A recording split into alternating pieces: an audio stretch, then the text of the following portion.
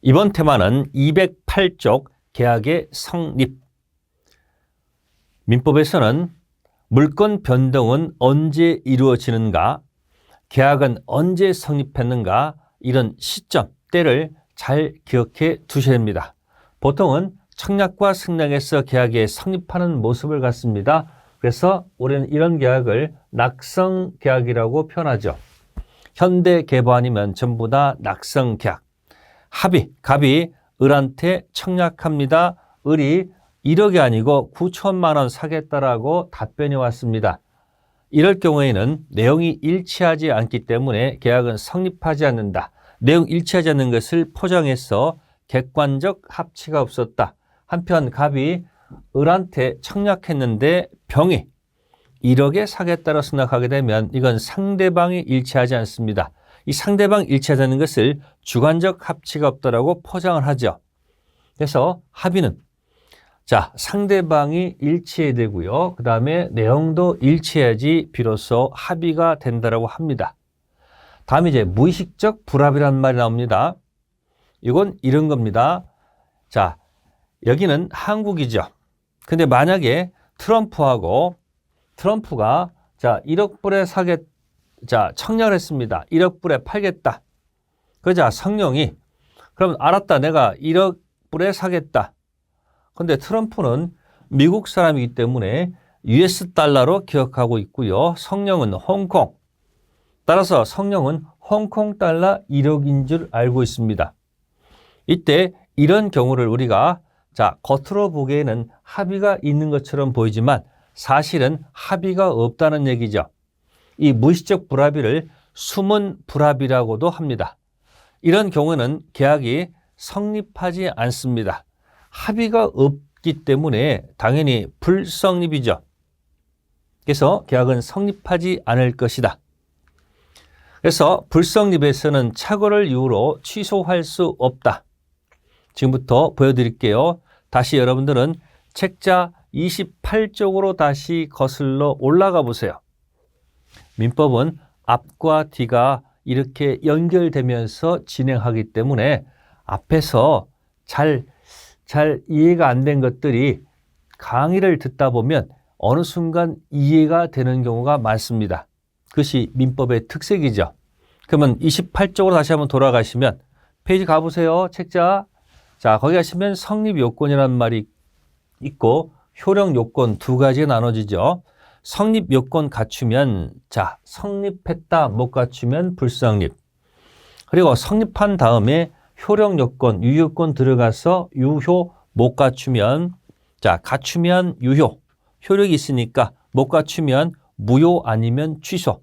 취소 사유가 우리가 제착사강이라고 설명드렸죠. 제착사강. 그럼 이것을 우리가 불성립과 무효 취소는 구별해야 된다. 즉, 불성립에서는 무효 취소에 관한 민법 규정이 적용되지 않는다. 당연하죠. 왜 그러겠습니까? 여기다가 한번 선을 그어보세요. 이렇게.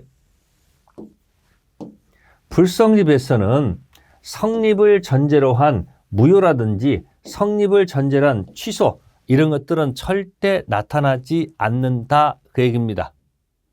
그래서 총칙에서 했던 이야기가 다시 반복되는 거죠. 그러면 무의식적 불합이라고 되어 있습니다. 여기 불성립이죠.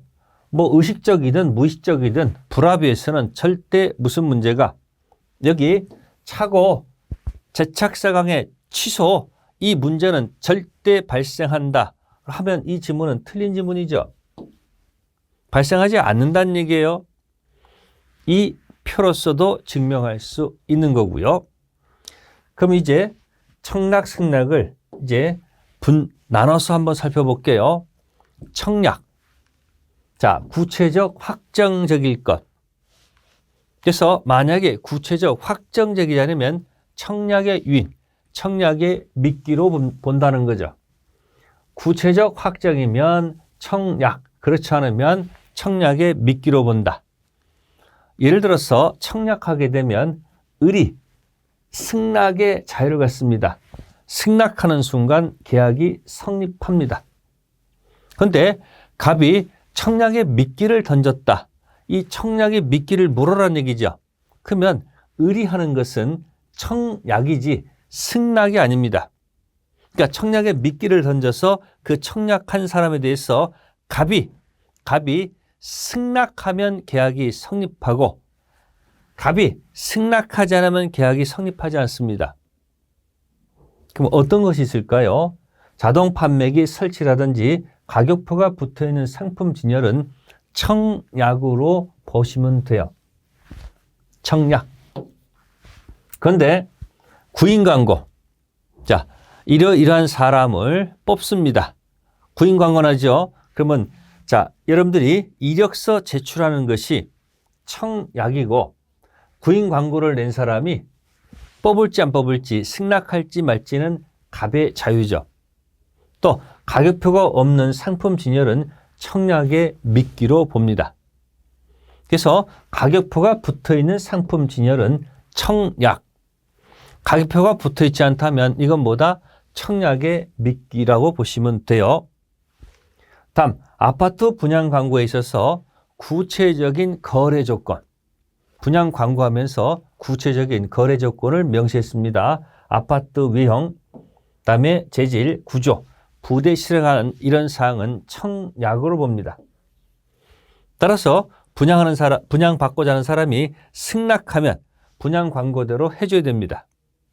그런데 상가를 분양하면서 첨단 오락관 조상에서 전문 경영 위탁해서 수익보장 신문 광고를 했다. 이때는 요거는 청약의 미끼로 본다는 거죠.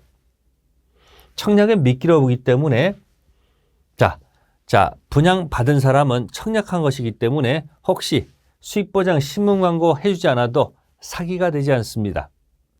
그래서 청약과 청약의 미끼 한번 구별해 보시면 될 것 같고요. 다음, 구체적 확정적인 것이 청약, 그렇지 않으면 청약의 유인 잠깐 살펴봤고요. 청약자와 청약의 상대방, 자판기 비치는 청약, 청약자가 반드시 명시적으로 표시되는 것은 아니죠. 자판기 비치한 사람이 꼭 누구인지 명시할 필요는 없다는 거고요. 다음, 불특정 다수난 청약도 가능하죠. 자판기 비치의 상대방은 불특정 다수거든요. 청약의 효력 발생식입니다. 다시 62쪽 가시면 계속 지금 우리는 앞과 뒤가 연결되면서 보는 거죠. 62쪽 가시면은 가보세요. 반드시 가보십니다. 111조에 상대방 있는 의사표시는 도달했을 때 효력이 생긴다라고 되어 있죠. 따라서 청약은 대화자, 격지자 묻지 않고 전부 다 무슨주의다, 도달주의를 취할 수밖에 없는다는 거죠. 무슨주의, 도달주의. 그 다음에 의사표시 통지를 발송한 후 사망하거나 제한 능력자가 되어도 의사표시 효력에 영향을 미치지 않습니다. 따라서 발송 후 사정 변경, 청약자가 발신 후 사망 제한 능력자가 되더라도 청약은 여전히 살아있다는 이야기죠.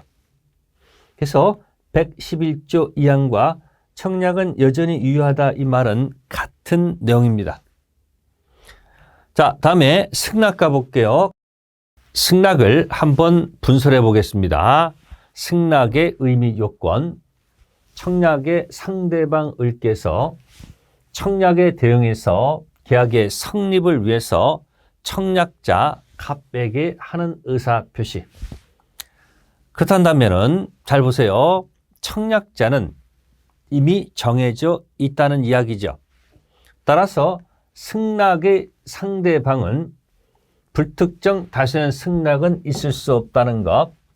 다시 연습합니다. 자판기 비치 청약의 상대방은 불특정 다수라도 관계없겠지만 승낙의 상대방은 반드시 청약자 특정인에게 할 것. 자, 변경을 간 승낙 1억에 팔겠다, 9천만 원에 사겠다.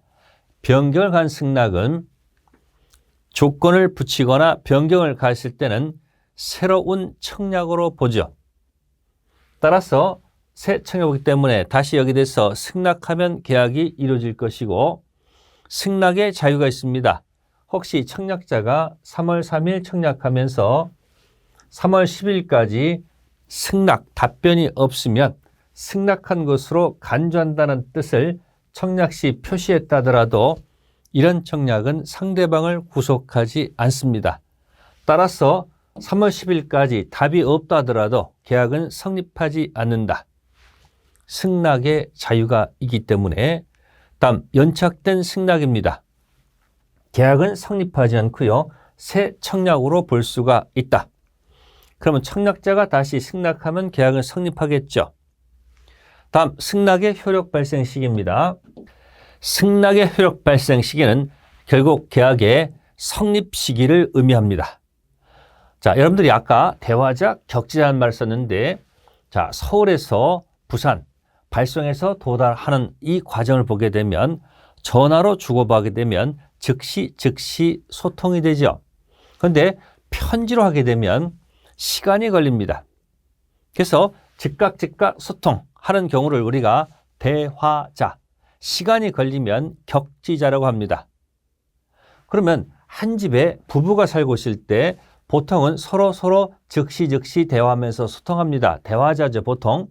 근데 어느 날 부부싸움 한 다음에 혹시 쪽지로, 냉장고에다가 쪽지로 붙여서 대화를 하게 되면 이때는 시간이 걸립니다. 이럴 경우는 격지자가 됩니다. 그래서 대화자, 격지자는 거리가 멀다, 가깝다는 얘기 아니고 시간적 개념입니다. 그러면 대화자 간 계약은 승낙이 도달했을 때 일반 원칙에 따라 계약이 성립한다. 그런데 격지자 간 승낙은 발송했을 때 계약이 성립한다는 예외를 두고 있다는 얘기죠. 이거 굉장히 중요한 얘기죠. 예를 들어서 자, 갑이 편지로 청약을 합니다.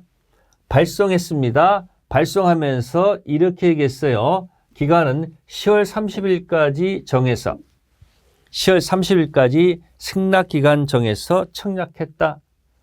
을이 편지로 승낙합니다. 편지는 시간이 걸리기 때문에 바로 격지자에 해당이 된다. 승낙했습니다. 발송일은 10월 25일이고 기간은 10월 30일 안에 27일에 도달이 됐다는 얘기죠. 계약은 언제 성립했는가? 편지는 격지자가 되기 때문에 발송주의를 취하기 때문에 계약은 언제 성립하는가?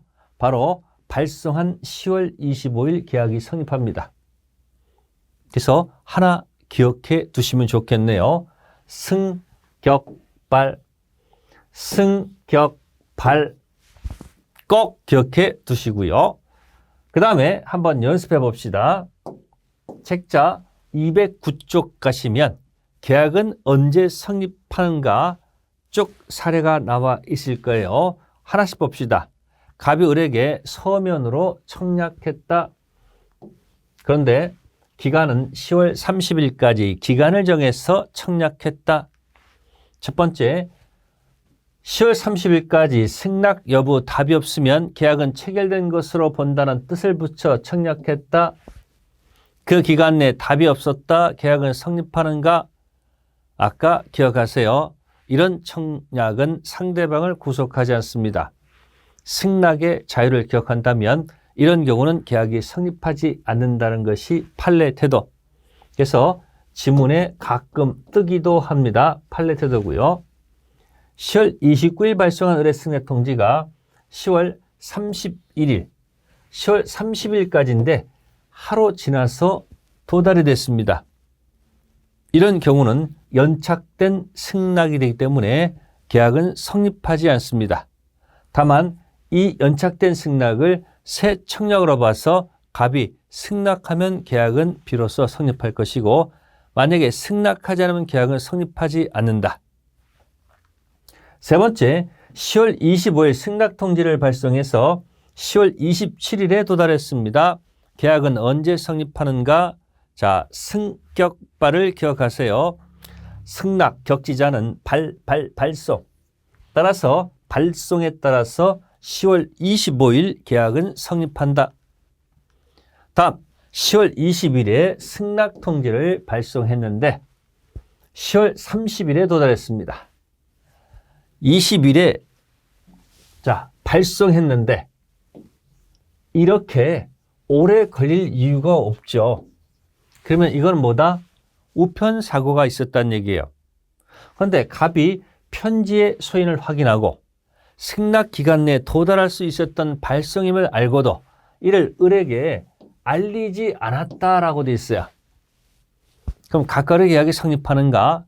자, 이건 단순한 연착된 승낙이 아니고 특수 연착, 사고에 연착된 승낙이 있어서 이때 법조문에서는 지체 없이 연착 사실을 통지해야 합니다. 그렇게 규정되기 때문에 따라서 연착 사실을 통지했다면 당연히 계약은 성립하지 않을 것이고 만약에 연착 통지하지 않으면 미안하지만 연착되지 않은 것으로 보아 계약은 성립합니다. 언제? 승격발 발신한 날짜에 계약은 성립할 것이다. 이 특수 연착을 잘 기억해 두셔야 됩니다. 다음, 서면 도달하기 전 청약자가 사망하고 또는 제한 능력자가 됐다. 그러면 이런 경우는 영향을 미치지 않는다고 했습니다. 따라서 청약은 살아있죠. 따라서 을이 갑의 단독 상속인 병에게 승낙 통지를 발송해서 10월 30일 도달하면 을병서의 계약은 성립하는가 성립하지 않는가? 네, 정답은 성립합니다. 이 청약이 살아있기 때문에 승낙이 딱 가게 되면 계약은 성립하죠. 됐습니까?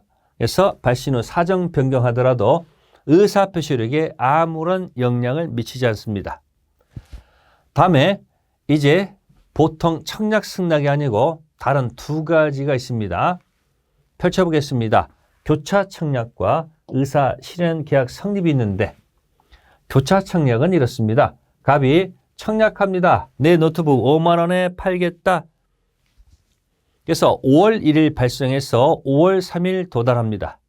근데 을이 저 갑의 청약을 전혀 알지 못한 상태에서 내가 네 노트북을 5만 원 사겠다라고 역시 청약을 합니다. 이 청약은 5월 2일 발송해서 도달은 5월 4일입니다. 하늘에서 청약이 크로스되죠. 이게 뭐라 한다? 교차 청약. 이때 계약은 언제 성립하느냐 하는 얘기죠. 그래서 우리 민법에서는 양청약이 도달한 때라고 되어 있어요. 그러면 먼저 도달이냐 나중 도달이냐? 양청약 발송 아닙니다. 양청약 도달. 그러면 어느 때 하느냐? 나중 도달했을 때 계약이 성립하므로 지금은 이게 먼저 도달이고 나중 도달이므로 계약은 5월 4일 날 계약이 성립한다는 얘기죠. 다음 의사실현. 자, 사실이 있을 때 계약이 성립한다. 갑이 청약과 함께 물건을 보내옵니다. 을이 뜯어서 사용한 날이 있고요. 그 사실을 갑이 나중에 알게 됩니다. 계약은 언제 성립하는가? 사실이 있는 때 계약이 성립하기 때문에 5월 3일 계약이 성립합니다. 유료 주차장에 자동차를 끌고 들어가서 주차하는 순간 그때 계약이 성립하는 것이죠. 그런 것과 비슷한 겁니다. 다음에 이제 208쪽 가셔가지고 다시 정리하겠습니다. 지금까지 한 것을 다시 한번 정리합니다. 합의, 불합의.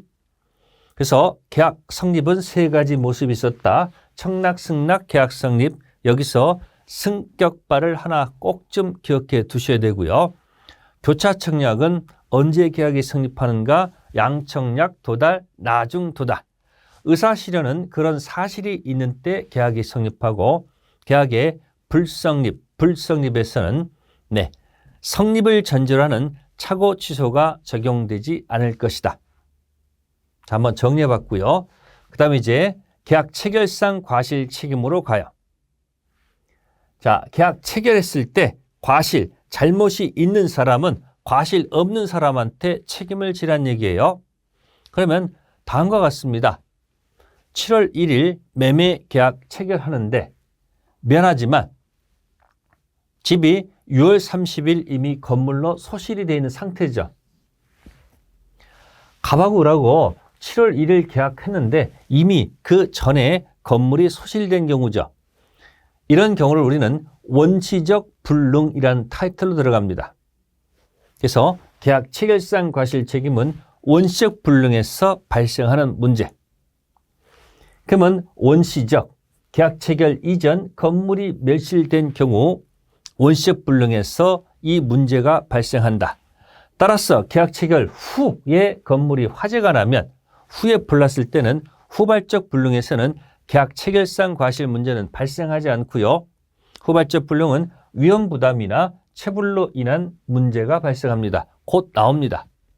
그래서 계약 체결상 과실은 후발적 불능이 아니고 원시적 불능에서 발생한다. 그리고 몽땅 전부 불능을 전제로 합니다. 원시적 전부 불능, 계약 체결상 과실 문제가 되고요. 혹시 면적이 부족하거나 수량 부족, 토지 1000제곱미터 샀는데 실제는 900제곱미터인 경우죠. 이때 이것도 포장하면 원시적, 객관적 일부 불능으로 취급합니다.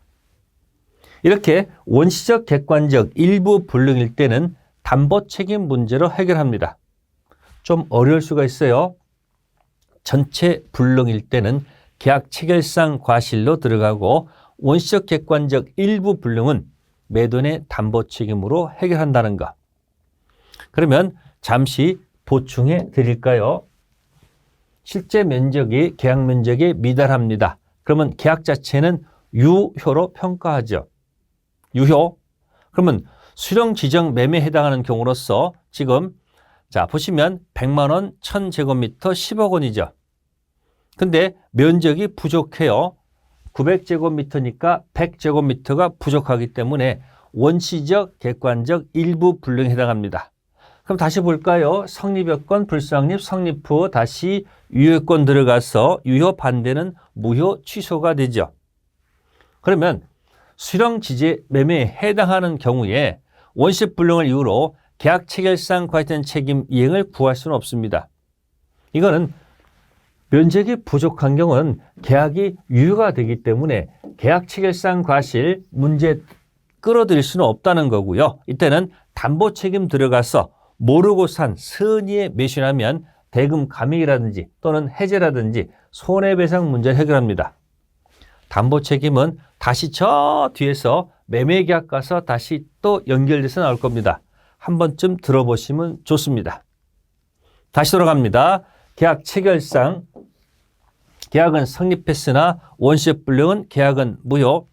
그럼 계약 교섭 중 중도 파기한 경우 계약 교섭 중 중도 파기는 계약이 아직 성립하지 않았습니다. 이럴 경우에는 계약 체결상 과실 책임은 발생하지 않습니다. 계약 체결상 과실은 성립을 전제로 하기 때문에 계약 교섭 중 중도 파기는 성립이 된 게 아니지 않습니까? 이때는 불법행위 손해배상 책임 문제로 해결한다. 과실, 원시적 전부 불능일 때 자 매도는 잘못이 있습니다. 유책, 즉 이런 것을 우리가 갑은 원시적 불능을 알았다 또는 알 수 있었다. 그러면 상대방만큼은 어떻게 되겠습니까? 상대방은 잘못이 없어야 될 거 아닙니까? 무책. 그러면 이걸 뒤집어야 돼요. 을은 뒤집어서 선이 또한 무과실. 몰랐다. 그리고 알 수도 없었다. 이래야지 비로소 책임을 물을 수 있지 않느냐 그런 얘기죠. 보세요. 계약 체결상 과실이 있는 사람은 과실이 없는 사람한테 책임을 져야 되기 때문에 그렇다. 그러면 책임은 믿었기 때문에 들어간 신뢰이익배상이 원칙입니다. 즉 목적물 조사 비용, 계약 체결 비용, 용자 비용 등 이 정도에서 배상을 요구하는 것이고 만약 계약이 유효함으로 인하여 생길 이행이익을 넘지 못합니다.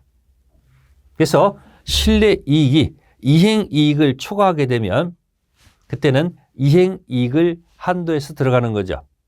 다시 신뢰이익 있고 이행이익이 있으면 보통은 이게 커요. 그럼 신뢰이익을 들어가고요. 신뢰이익이 만약에 이행을 초과하게 되면 이행이익을 한도로 요구한다는 뜻이에요. 이행이익은 전매 차익이라든지 목적물 사용 수익을 얘기합니다. 그래서 신뢰이익 배상을 원칙으로 한다. 그러면 계약 성립 가지고 한번 문제 풀어보겠습니다.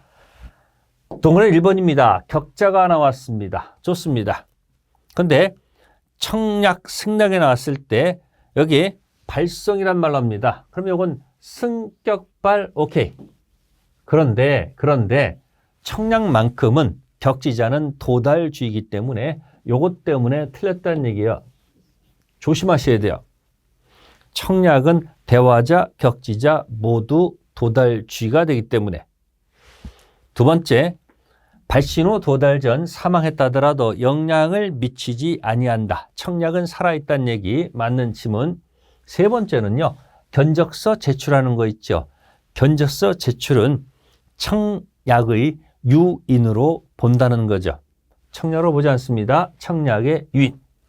네 번째 것은 교차 청약, 양청약 도달했을 때 계약이 성립합니다. 발송 아니고요. 다섯 번째, 발신 후 도달 전 상대방이 행위 능력을 상실했다. 그런데 법정 대리인이 그 사실을 알고 있다고 되어 있습니다. 그러면 당연히 청약자는 도달되었음을 주장할 수 있겠죠. 그래서 대항할 수 있다. 맞는 지문이 되겠습니다.